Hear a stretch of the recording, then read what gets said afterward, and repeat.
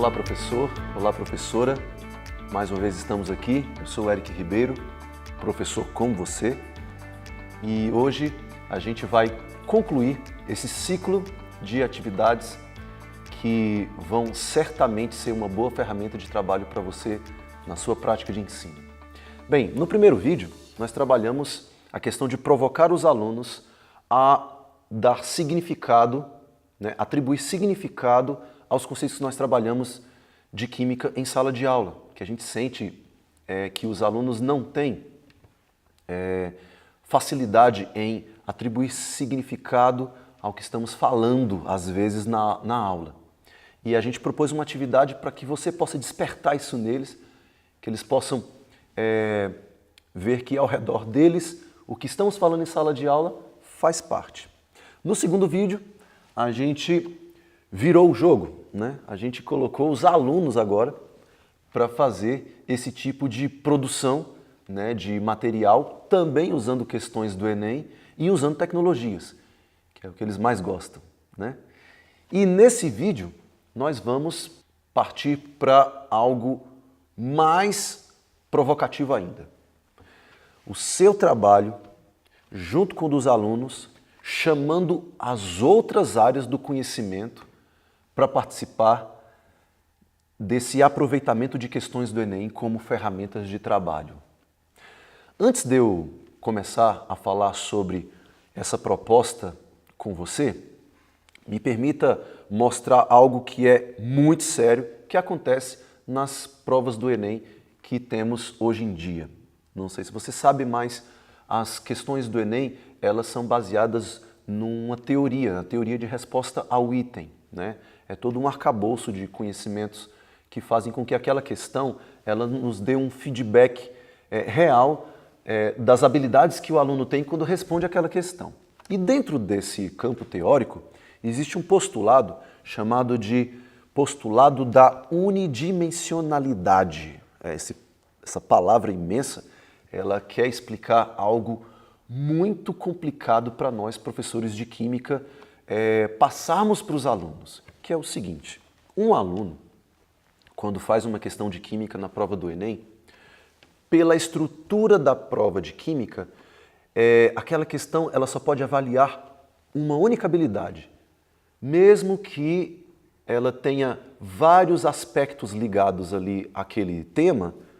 O objetivo é que a questão seja unidimensional. Mas aí você me pergunta, Eric, como é que uma questão pode ser unidimensional se ela, na própria química, vai lançar mão de vários assuntos ao mesmo tempo? Isso é tão comum na nossa disciplina, não é mesmo? Isso não é muito comum nas outras áreas do conhecimento, mas se a gente puxar alguma questão do Enem para fazer uma análise, a gente vai ver esse tipo de situação. Eu queria que você me acompanhasse numa questão que foi na prova de 2012, a questão 79 no caderno azul. Essa questão aí, ela fala sobre algumas vitaminas que estão presentes no organismo e essas vitaminas elas podem ser hidrossolúveis ou lipossolúveis. A questão de ser lipossolúvel ou hidrossolúvel está muito ligada à estrutura da vitamina. E aí, logo a seguir, eu aumentei a imagem para você visualizar as 5 estruturas que o aluno deveria analisar para saber qual delas é a mais hidrossolúvel. A questão está girando em torno desse tipo de avaliação. Mas, olha só, para o aluno ter a noção de que uma estrutura é hidrossolúvel, ele tem que lançar mão do conhecimento de química orgânica, ele tem que lançar mão do conhecimento de geometria molecular, ele tem que lançar mão do conhecimento de polaridade de ligações, e nisso fica parecendo que a questão não é unidimensional, ela é multidimensional. E quando eu participei de um curso de produzir e revisar questões do Enem com a equipe do próprio INEP, eu levantei essa questão para a nossa formadora na época, mostrando para ela que questões de química ser unidimensionais era algo impossível. Sabe qual foi a resposta dela? Pois é, professor.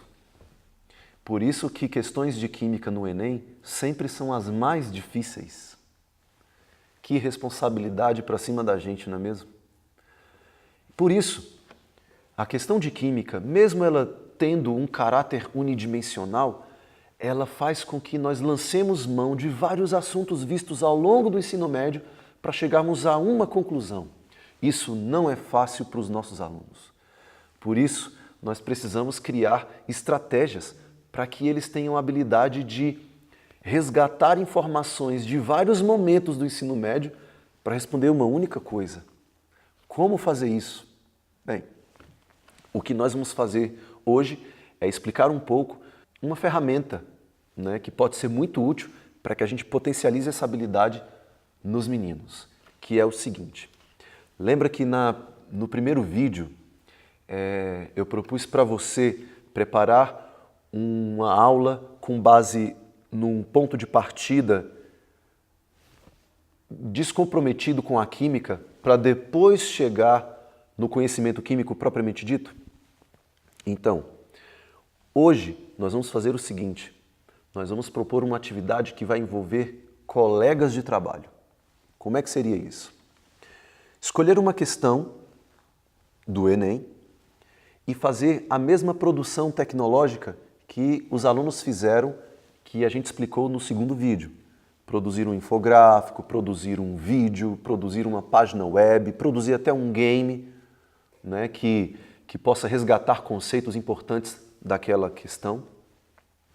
E os alunos fazendo isso, eles vão desenvolver aquelas mesmas habilidades do segundo vídeo. Mas agora, o que eles vão fazer de diferente e que é muito provocativo? Eles vão escolher questões que não são do caderno de Ciências da Natureza. Eles vão escolher uma questão do caderno de Ciências Humanas ou escolher uma questão do caderno de Linguagens e Códigos. Eu acho que nem matemática deve entrar, mas que eles vão escolher uma questão que não é do caderno que tem questões de química. E escolhendo essa questão, que tem a ver com algum contexto, com alguma situação política, com alguma situação social em outro país, com alguma questão da história do Brasil, escolhendo essa questão, eles vão desenvolver linhas temáticas que podem ser trabalhadas dentro daquele texto escolhido.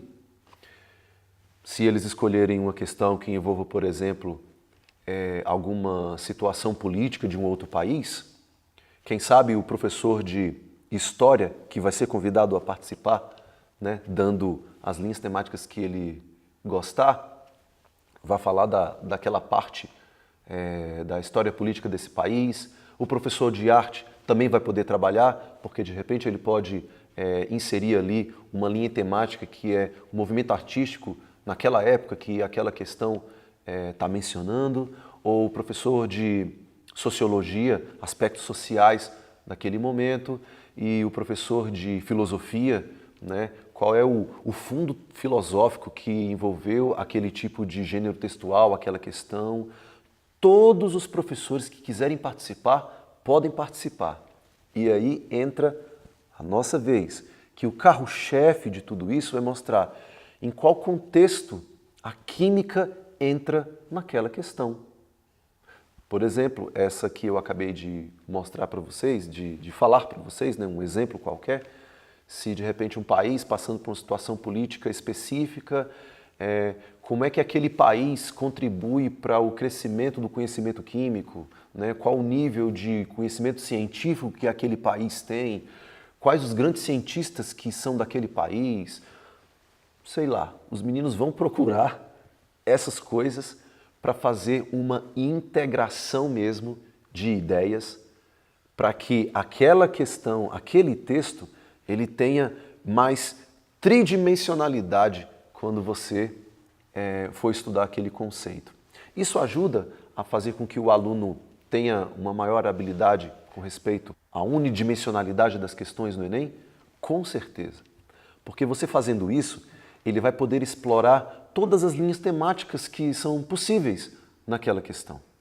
E isso para a gente é muito valioso, porque faz com que a gente consiga resgatar o máximo de informações num único trabalho feito em equipe. Bem, com essa última dica, eu espero que você promova uma intervenção assim impactante na sua escola. Espero que você consiga reunir os seus colegas e mostrar que eles também podem ser agentes colaboradores na sua prática pedagógica para incutir a química na cabeça dos meninos da melhor maneira. De repente, isso pode até se tornar um projeto pedagógico na sua escola, fazendo esse tipo de integração de currículos, usando questões do Enem, fazendo com que essas questões sejam ferramentas de trabalho, porque essas questões elas têm várias vantagens, né?